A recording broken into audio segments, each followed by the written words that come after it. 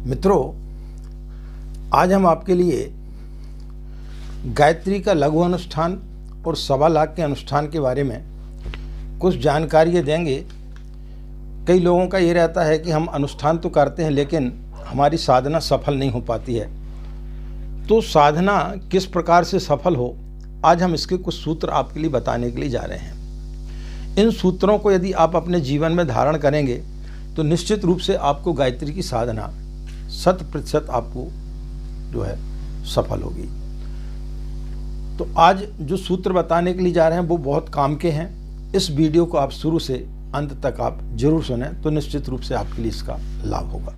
राधे राधे, जय श्री कृष्णा, नमस्कार। मैं आचार्य पंडित गिरीश बारोलिया। गायत्री महामंत्र। ओम भूर्भुवः स्वाहा तत्सवितुर्वरेण्यं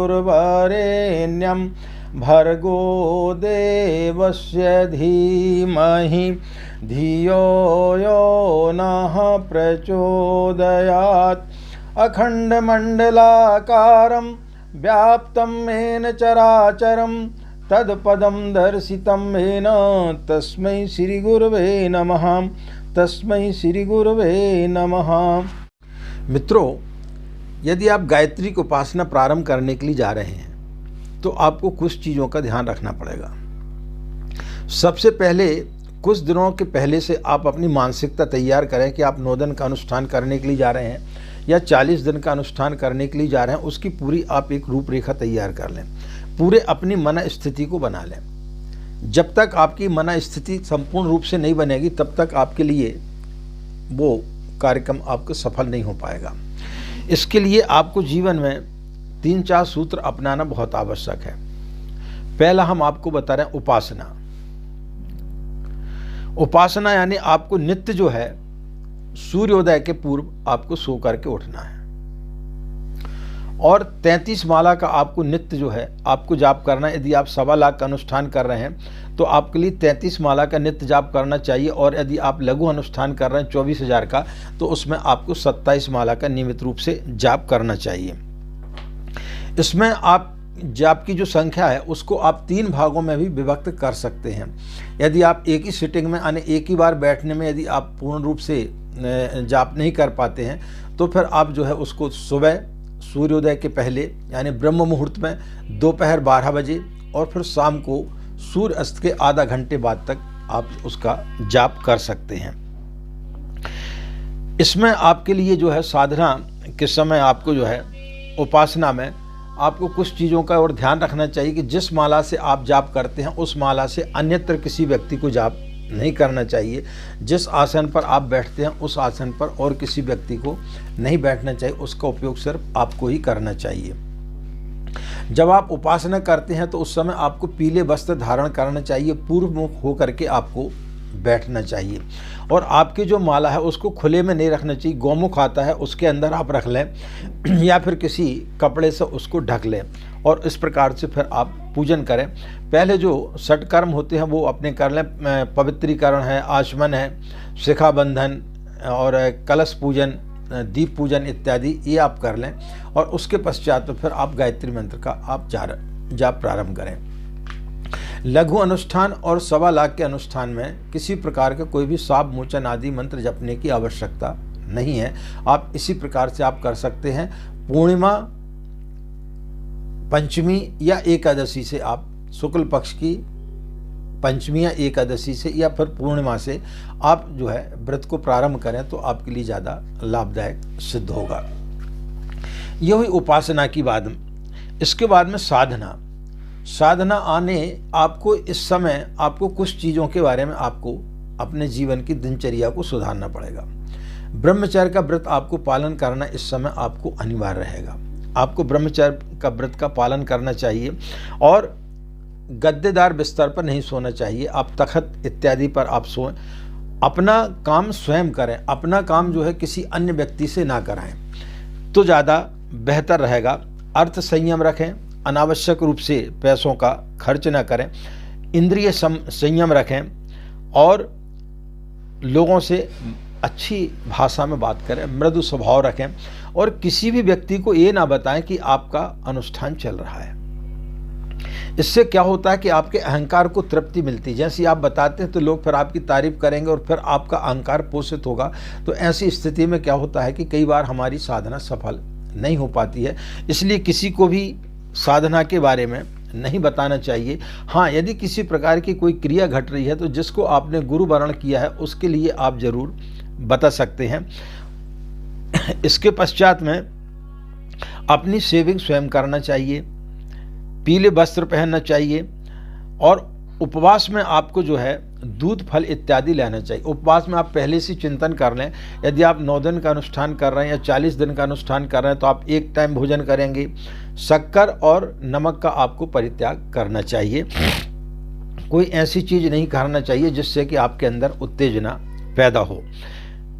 कोमल सैया का आपको त्याग करना चाहिए। असत्य भाषण कभी भी नहीं बोलना चाहिए। क्रोध नहीं करना चाहिए।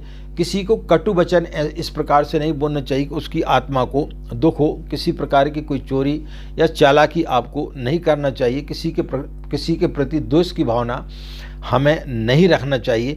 प्रतिशोध की भावना नहीं रखना चाहिए। ईर्ष्या की भावना नहीं रखना चाहिए।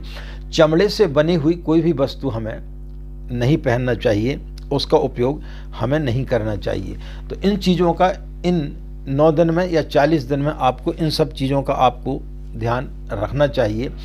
तो फिर आपके लिए ठीक रहेगा। घर में किसी प्रकार की कोई भी पार्टी इत्यादि का आयोजन ना करें या किसी शादी इत्यादि में या किसी पार्टी आदि समारोह में आप सम्मिलित ना हो। अन्यथा क्या होगा कि आपका उपवास चलता रहेगा और उस समय आपकी जो मानसिकता है वो थोड़ी सी खाने के प्रति आपकी लालच हो सकती है। तो इन सब चीज़ों से आपको इन समय बचना चाहिए। सूदक इत्यादि के समय यदि घर में अचानक किसी की मृत्यु हो जाती है या कोई बच्चा पैदा हो जाता है और सूदक लग जाती है या जो बहन है जिनका मासिक धर्म आदि आ जाता है अशुद्धि की अवस्था में, हमें पूजन उस समय बंद कर देना चाहिए और फिर उसके पश्चात उसको उतने दिन आगे आपको बढ़ा देना चाहिए। तो इस प्रकार से आपको करना चाहिए। तीसरा आता है स्वाध्याय। आपको श्रेष्ठ जो है किताबों का आपको अध्ययन करना चाहिए। इस समय आपको किसी भी प्रकार का कोई भी दूषित इत्यादि सीरियल या कोई पिक्चर इत्यादि आपको नहीं देखना चाहिए। अच्छे सत साहित्यों का आपको अध्ययन करना चाहिए। पूज्य गुरुदेव ने 3200 किताबें लिखी, हर एक क्षेत्र में उन्होंने लिखा है, तो उनके किताबों का अध्ययन आपको करना चाहिए। परम सिद्धे डॉक्टर साहब चिन्मय पंड्या, शैलजी जी, इनके आप यदि यूट्यूब चैनल पर जाएंगे या गूगल में आप सर्च करेंगे तो उनके बहुत सारे वीडियो आपको मिल जाएंगे। तो उनके वीडियो को आप सुना करें तो बहुत सारी चीज़ों की आपकी भ्रांतियाँ टूटेंगी और बहुत सारी चीज़ें आपको उनसे मिलेंगी। श्रद्धेय डॉक्टर साहब और चिन्मय पंड्या जो बोलते हैं, आप उनको यदि आप सुनेंगे तो निश्चित रूप से आपको गायत्री से संबंधित बहुत सारी चीज़ें मिलेंगी और आपका जो है मार्गदर्शन उनसे आपको प्राप्त होगा। कोई भी अनुष्ठान आप करते हैं उसको करने के पूर्व जो है आपको एक पत्र वेद माता गायत्री ट्रस्ट के नाम से आपको भेज देना चाहिए और उसमें लिख देना चाहिए कि हम एक कार्यक्रम कर रहे हैं, 1.25 लाख अनुष्ठान कर रहे हैं, इसमें यदि किसी प्रकार की कोई भी भूल चूक हो जाती है तो आप उसे संभालें। तो पूज्य गुरुदेव का आपको वहाँ से निश्चित रूप से सूक्ष्म संरक्षण प्राप्त होते रहेगा। श्रेष्ठ विचारों का आपको इस समय आदान प्रदान करना चाहिए। अच्छे साहित्यों का अध्ययन करना चाहिए और पूज्य गुरुदेव का जो साहित्य है वो कम से कम लोगों को 5 से 10 लोगों को आपको निश्चित रूप से पढ़ने के लिए देना चाहिए। अखंड ज्योति पत्रिका के आप मेंबर बने और उस पत्रिका को स्वयं पढ़ें और दूसरे लोगों को भी पढ़ने के लिए प्रेरित करें। इसके पश्चात आता है आराधना। आराधना में आपको समय का सदुपयोग करना चाहिए। समय का कभी भी दुरुपयोग ना करें। हमारे पास में कितने लोगों के फ़ोन कॉल्स आते हैं, जब हम उनको बोलते हैं कि समय पर बात करें, वो समय पर बात ही नहीं करते हैं, वो अपने हिसाब से बात करते हैं। समय हमसे लेंगे और वो उनको जब समय होगा तब वो बात करेंगे। यानी उनका समय है, दूसरे का समय नहीं होता है। तो समय का सदुपयोग करना चाहिए। यदि किसी को आपने 10 बजे का समय दिया है या किसी ने आपको 10 बजे का समय दिया है तो करेक्ट 10 बजे आपको उससे बात करना चाहिए। समय का आपको निश्चित रूप से निर्धारण करना चाहिए। समय का आपको सदुपयोग करना चाहिए। अपनी पूजा स्थली को एकदम साफ सुथरा रखना चाहिए। उसमें किसी प्रकार की कोई भी गंदगी इत्यादि नहीं होना चाहिए। इसके पश्चात ब्रह्म भोज के रूप में जो है आप प्रतिदिन जो है अपनी कोई एक चीज़ को जो है कंट्रोल में कर लें। जैसे आप चाय पीते हैं तो चाय पीना आप बंद कर दें, तो उससे जो पैसा बचेगा उस पैसे को कम से कम 5 रुपया आप नित्य जो बताएं, बचाएं। तो 40 दिन में आप 5-5 रुपये करके बचाएंगे तो आपका जो पैसा हो जाएगा उसको आप ब्रह्म भोज में लगाएं। ब्रह्म भोज यानी पूज्य गुरुदेव का जो साहित्य आता है 5 रुपये का, 2 रुपये का, 10 रुपये का, उस साहित्य को आप खरीदें और कम से कम 40 लोगों को आप वितरित करें ताकि वो 40 लोग उस साहित्य को पढ़ सकें और वो भी इन सब चीज़ का लाभ ले सकें। तो आराधना के रूप में आपको ये सब चीज़ें करनी चाहिए। सोशल मीडिया का आपको बहुत से ज़्यादा उपयोग करना चाहिए। श्रद्धेय डॉक्टर साहब के वीडियो हैं या चिन्मय पंड्या के वीडियो हैं, शैल जी के वीडियो हैं या परम पूज्य गुरुदेव के बहुत सारे वीडियो पड़े हुए हैं, आप उनको सोशल मीडिया पर ज़्यादा से ज़्यादा लोगों के पास में शेयर किया करें ताकि दूसरे लोग भी उन विचारों को सुन सकें और उन विचारों का वो लोग लाभ ले सकें। तो इस सोशल मीडिया का, लेकिन सोशल मीडिया का गलत उपयोग नहीं करना चाहिए, आपको अच्छा उपयोग उसका करना चाहिए। अहिंसा का आपको परित्याग करना चाहिए, किसी प्रकार की कोई भी अहिंसा आपको इस समय नहीं करना चाहिए। तो ये सब चीज़ें आपको साधना, उपासना, स्वाध्याय और आराधना, यदि ये आपने 4 चीज़ें नहीं की तो आप कितनी भी माला का जाप कर लें आपके लिए वो मंत्र आपको फलित नहीं होगा। इसलिए आपको उपासना किस तरीके से करनी चाहिए, स्वाध्याय करना चाहिए और इसके पश्चात में आपको जो है आराधना करना चाहिए। ये सब चीज़ें यदि आप करेंगे तो निश्चित रूप से आपके जीवन में अमूलचूल परिवर्तन आएंगे। इसके साथ साथ में आपको जो है प्रतिदिन कम से कम 1 घंटे मौन रहना चाहिए और यदि आप 40 दिन का अनुष्ठान कर रहे हैं तो प्रति रविवार को आप संकल्प ले लें कि प्रत्येक रविवार को जो है आप दिन भर मौन रहेंगे।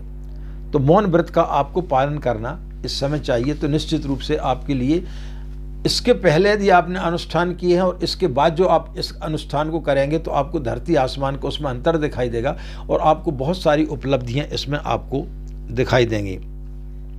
इसके पश्चात में 3 चीज़ों का और ध्यान रखें, आहार, विहार और आचरण। आहार के लिए आपको निश्चित कर लेना चाहिए कि आपको केवल दूध पीना है या उबली सब्जी खाना है या एक टाइम भोजन करना, एक टाइम भोजन नहीं करना है। तो जिस प्रकार का भी आपको करना वो एक ही प्रकार का होना चाहिए। ऐसा नहीं कि आज आपने जो है कुछ खा लिया, कल कुछ खा लिया, परसों कुछ खा लिया, इस प्रकार से नहीं होना चाहिए। 40 दिन तक या 9 दिन तक का जो आप अनुष्ठान कर रहे हैं उसमें एक ही प्रकार का आपका आहार होना चाहिए।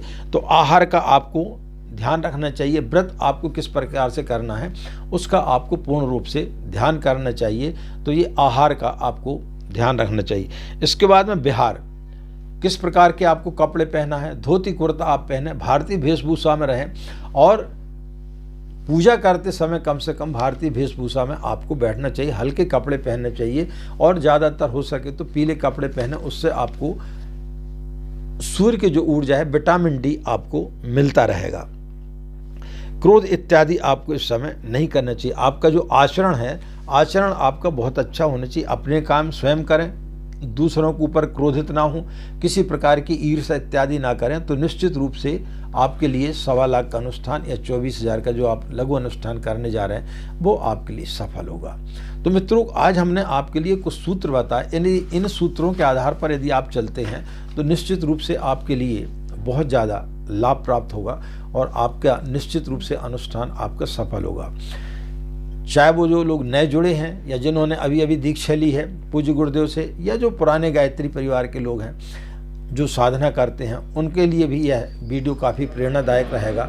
बहुत सारे लोग जुड़े हुए लेकिन उनको बहुत सारी चीज़ों के बारे में पता नहीं रहता। बहुत सारे लोग हमारे चैनल से जुड़े हुए हैं गायत्री परिवार के, जो पूज्य गुरुदेव से बहुत पहले से जुड़े हुए हैं, लेकिन कई चीज़ों के बारे में उनको भ्रांतियाँ थी, वो भ्रांतियाँ उनकी बहुत ज़्यादा दूर हुई हैं। तो इस प्रकार से वो भी यदि अनुष्ठान करेंगे तो निश्चित रूप से उनको लाभ होगा। इन्हीं कामनाओं के साथ मित्रों का आपका दिन मंगलमय हो, आप लोग खुश रहें, मस्त रहें। माँ गायत्री की असीम कृपा इसी प्रकार आप लोगों पर बनी रहे। हमें आज्ञा दें। नमस्कार। ओम शांति।